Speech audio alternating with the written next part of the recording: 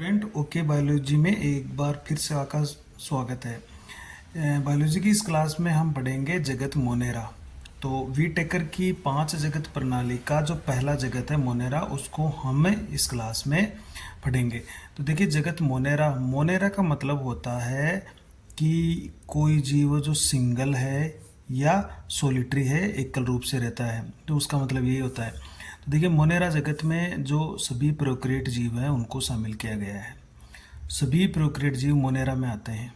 सभी प्रकार के इसमें कौन आएंगे? सभी प्रकार के जो जीवाणु हैं वो मोनेरा के अंतर्गत आते हैं। जैसे आद्य जीवाणु, जिनको आर्की बैक्टीरिया कहते हैं, या ये ओल्ड बैक्टीरिया होते हैं, प्राचीन जीवाणु होते हैं। इसके अलावा सत्य या वास्तविक जीवाणु, जिनको यू बैक्टीरिया कहते हैं या मॉडर्न बैक्टीरिया भी कहते हैं, ये भी इसमें आएंगे। इसके अलावा साइनो जीवाणु, जिनको साइनो बैक्टीरिया या नील हरित शैवाल बीजीए ब्लू ग्रीन एल्गी कहते हैं, वो भी मोनेरा में आते हैं। इसके अलावा माइकोप्लाज्मा और एक्टिनोमाइसिटीज समूह के जितने भी जीवाणु हैं, एक्टिनोमाइसिटीज जो कि तंतुमय या फिलामेंटेस जीवाणु होते हैं, वो भी इसके अंतर्गत आते हैं। तो कहने का मतलब ये सभी एक जीवाणु के ही रूप हैं, चाहे वो आद्य जीवाणु हो, चाहे वो सत्य जीवाणु हो, साइनो जीवाणु हो, या एक्टिनोमाइसिटीज हो, ये सभी, या माइकोप्लाज्मा हो, तो ये एक तरीके से सभी जीवाणुओं के रूप है। तो ये सभी इस प्रोक्रिएट है और ये जगत मोनेरा में शामिल किए गए हैं। तो देखिए, ये जो जगत मोनेरा है, इसके सामान्य लक्षण क्या होते हैं? तो हम कुछ इस तरह समझ सकते हैं कि मोनेरा के जगत मोनेरा के कुछ सामान्य लक्षणों की बात कर लेते हैं अपन। सामान्य लक्षण, तो इसमें पहला लक्षण अपन ये ले लेते हैं कि देखिए, इनके अंदर ये सभी प्रोक्रिएट होते हैं। तो एक तो ये सभी एक कोशिकीय होते हैं, यानी सिंगल होते हैं, एक कोशिकीय होते हैं। तो एक मेन बात तो इसकी ये है, सिंगल होते हैं ये। और इनमें सुसंगठित केंद्र का भाव होता है,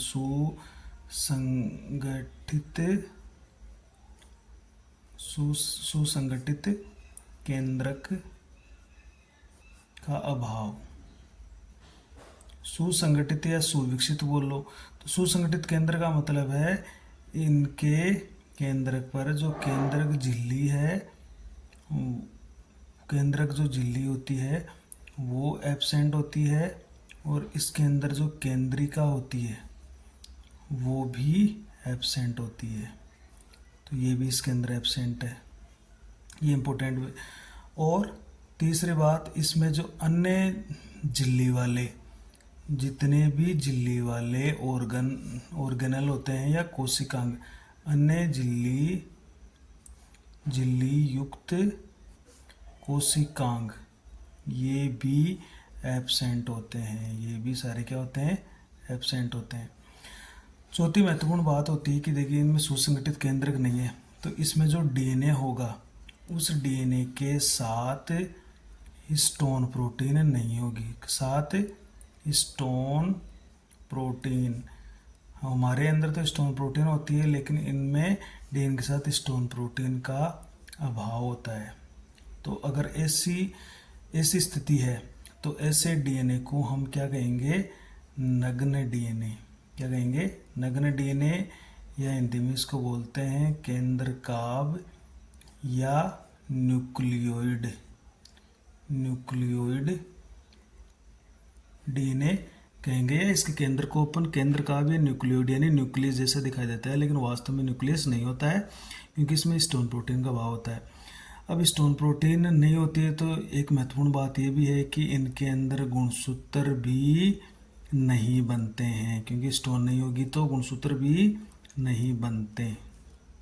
तो इनमें जो आनुवांशिक पदार्थ होगा, जो इनका आनुवांशिक पदार्थ होगा, वो नग्न डीएनए के रूप में होगा, नग्न डीएनए के रूप में।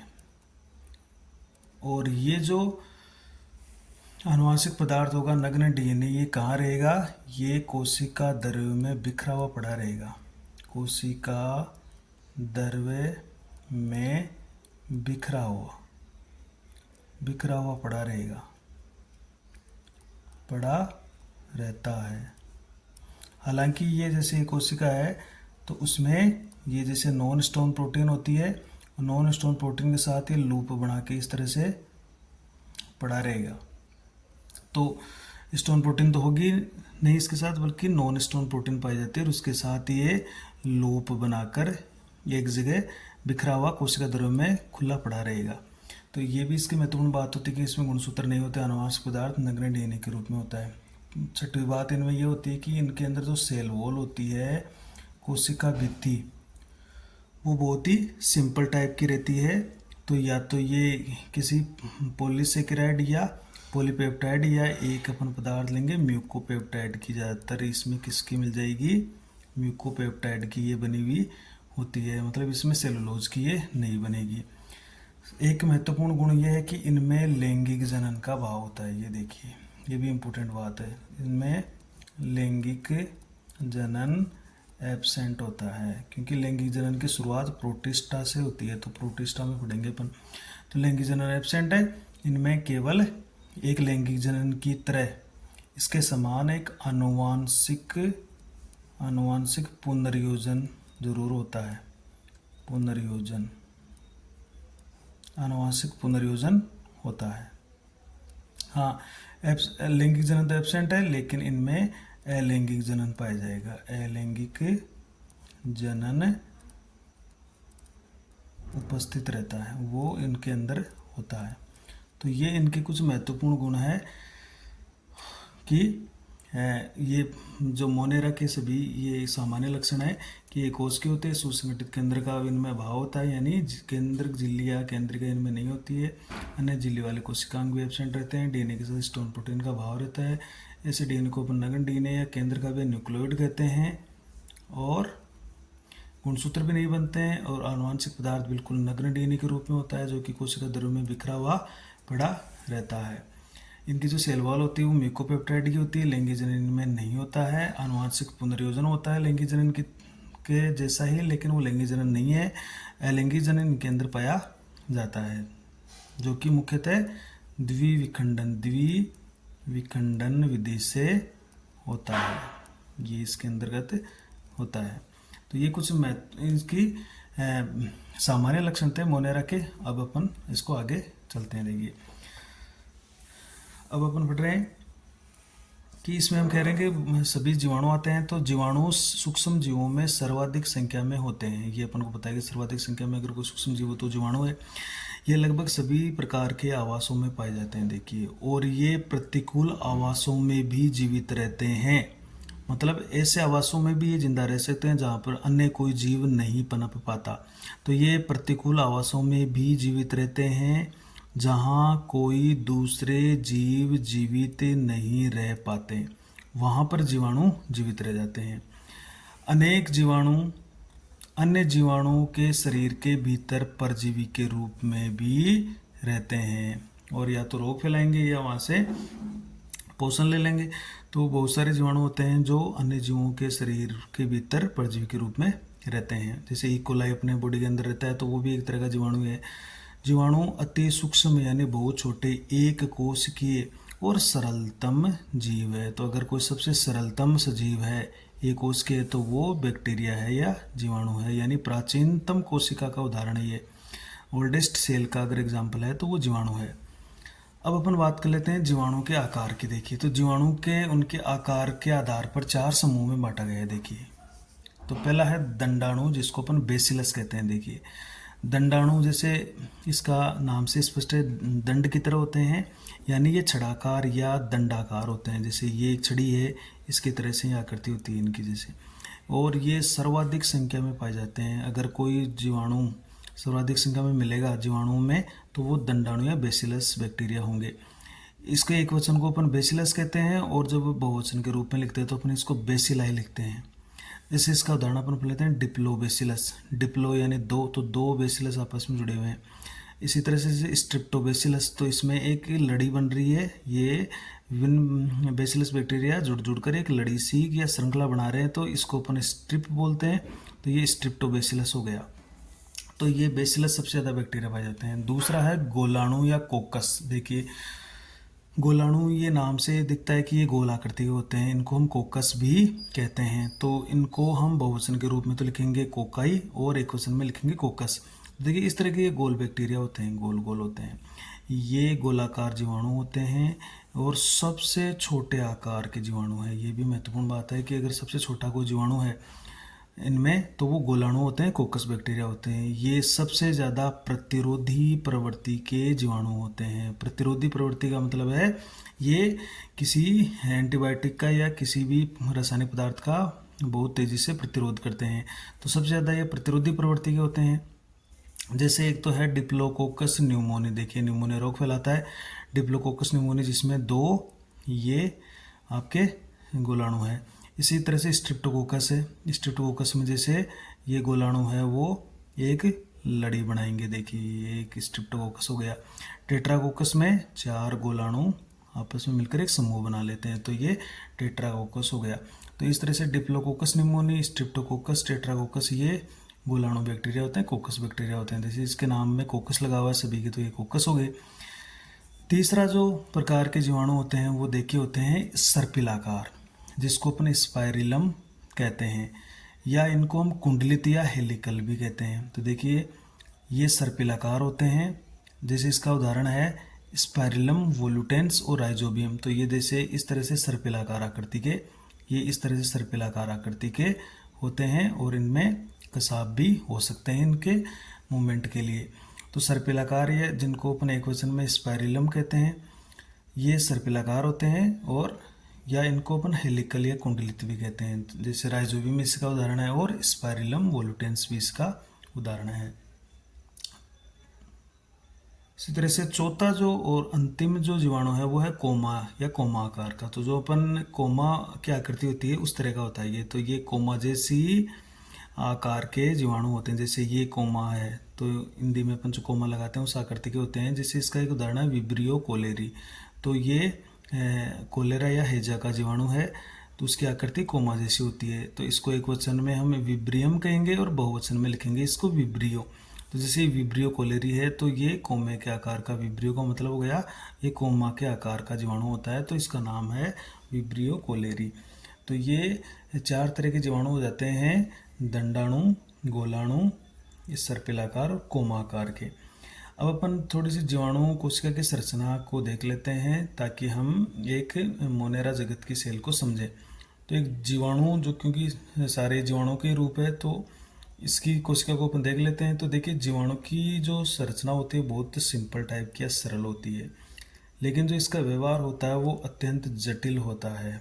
जब अपन इसके व्यवहार की बात करेंगे तो ये कई तरह के जटिलता के साथ व्यवहार प्रदर्शित करता है। तो इसकी अपन सेल के बारे में देखेंगे। देखिए इसमें सेल में क्या क्या होता है, तो अपन ये देख लेंगे। ये देखिए जीवाणु कोशिका है, तो सबसे पहले देखिए इसके अंदर एक सबसे अंदर ये इसका जो कोशिका द्रव्य है या जीव द्रव्य है, उसके चारों ओर जो जीवित झिल्ली है जिसको अपन कोशिका झिल्ली बोल रहे हैं। देखिए कोशिका झिल्ली, ये कोशिका झिल्ली क्या होती है, अंदर की तरफ देखिए इनफोल्डेड होकर या अंदर की तरफ वलित होकर विशेष बल्ब जैसी आकृति बना रही है। इन बल्ब जैसी आकृति को हम कहते हैं मीसोसोम। देखिए मीसोसोम, तो ये मीसोसोम चूंकि इसमें झिल्लीयुक्त माइटोकॉन्ड्रिया तो होते नहीं है, तो ये मीसोसोम होते हैं वो माइटोकॉन्ड्रिया की तरह कार्य करते हैं, माइटोकॉन्ड्रिया की तरह काम करते हैं, इसमें कार्य करते हैं ये। इसके अलावा ये मीसोसोम, इसमें बहुत सारे श्वसन एंजाइम होते हैं और भी एंजाइम होते हैं। ये मीसोसोम कोशिका भित्ति जो इसके ठीक ऊपर होती है उसके निर्माण में भी मदद करते हैं, डीएनए की पुनरावृत्ति में मदद करते हैं, डीएनए को एक कोशिका से दूसरी कोशिका में ट्रांसफर में मदद करते हैं, कोशिका के अंदर कोश के पदार्थों के श्रावण और उनके एक स्थान से दूसरे स्थान पर भेजने में भी भूमिका निभाते हैं ये मीसोसोम। तो ये कोशिका झिल्ली देखिए अंदर की तरफ फोल्ड होकर मीसोसोम बना रही है, जो कि प्रोकैरियोट में ही होता है। इस कोशिका झिल्ली के बाहर की तरफ देखें तो ये यहाँ पर होती है कोशिका भित्ति। देखिए ये जो कोशिका भित्ति अपन दिखा रखी है, ये कोशिका भित्ति स्पेशल पदार्थ म्यूकोपेप्टाइड की बनी होती है। अभी हमने कहा था म्यूकोपेप्टाइड की ये बनी हुई होती है। इसके बाहर देखिए एक इम्पोर्टेंट चीज़ है, कोशिका भित्ति के बाहर एक और आवरण पाया जाता है जो कि प्रोकैरियोट का एक बहुत ही स्पेशल रूपांतरण है। इस बाह्य आवरण को हम ग्लाइकोकेलिक्स बोलते हैं, ग्लाइकोकेलिक्स। अगर ये ग्लाइकोकेलिक्स ढीली परत के रूप में होता है जैसे, तब तो हम इसको कहेंगे स्लाइम परत, और जब ये एक मोटी परत के रूप में होगा तब हम इसको कह देंगे कैप्सूल। और ये जो बाहर वाली परत है ग्लाइकोकेलिक्स, ये प्रोटेक्शन या सुरक्षा आवरण के रूप में काम करती है। तो ये देखिए जीवाणुओं में 3 तरह की परतें हुई, मतलब सबसे बाहर की तरफ है यहाँ पे ले लेते हैं अपन, सबसे बाहर की तरफ है इनमें ग्लाइकोकेलिक्स जो कि स्लाइम परत के रूप में, कैप्सूल के रूप में हो सकता है। फिर उसके अंदर आ जाती है सेल वॉल, फिर उसके अंदर आती है सेल मेम्ब्रेन यानी कोशिका झिल्ली। तो इस तरह से 3 आवरण है इस पर, बहुत ही स्पेशल है। 3 रासायनिक पदार्थों के इस पर आवरण चढ़े हुए हैं, तो इसी से इसकी जटिलता का हमें पता चलता है। इसके अलावा इसमें देखिए बाहर के ओर देखें तो इसमें लंबे लंबे कसाब होते हैं जो इसको गति कराने में सहायक होते हैं। जो जीवाणु गति करते हैं उनमें कसाब होते हैं। बहुत सारे जीवाणुओं के अंदर देखिए यहाँ पर इसके पूरे कोशिका पर रोम पाए जाते हैं जिनको पिलाई या रोम बोलते हैं, लिंगी रोम कहते हैं। ये जब ये संयुग्मन करेगा, लैंगिक पुनर्योजन, तो एक कोशिका से दूसरी कोशिका से चिपकने में ये रोम इसमें महत्वपूर्ण भूमिका निभाएंगे। और इनमें से कुछ रोम इनको चट्टानों से या किसी आधार से चिपकने में भी मदद करेंगे। इसके अलावा जब आप कोशिका के अंदर जाते हैं तो देखिए यहाँ पर ये जो डीएनए पड़ा है, ये नग्न डीएनए है जिसको हम न्यूक्लियोइड या नग्न डीएनए कह रहे हैं, क्योंकि इसके साथ स्टोन प्रोटीन नहीं है, तो ये नग्न डीएनए है। ये कोशिका द्रव्य में खुला पड़ा हुआ है यहाँ पर नॉन स्टोन प्रोटीन के साथ लूप बनाकर। ध्यान रखिएगा स्टोन प्रोटीन नहीं होती इसमें, नॉन स्टोन प्रोटीन होती है। इसके अलावा इसमें जो राइबोसोम होते हैं वो 70S प्रकार के होते हैं, तो 70S प्रकार के राइबोसोम्स हो गए इसके अंदर। इसके अलावा इसमें जो नग्न डीएनए है जिनको अपन आनुवांशिक पदार्थ बोल रहे हैं, उसके अलावा एक वर्ताकार डीएनए और मिलता है इसके अंदर। देखिए ये रहा, इस वर्ताकार डीएनए को हम कहते हैं प्लाज्मिड, जो कि प्रोकैरियोट के अंतर्गत, जीवाणु के अंतर्गत पाया जाता है। तो ये थी एक जीवाणु कोशिका, और इसी के साथ हम ये क्लास को यहीं ख़त्म करते हैं। नेक्स्ट क्लास में हम इसके जो आद्य जीवाणु है और जो सत्य जीवाणु उसके बारे में चर्चा करेंगे। Thank you.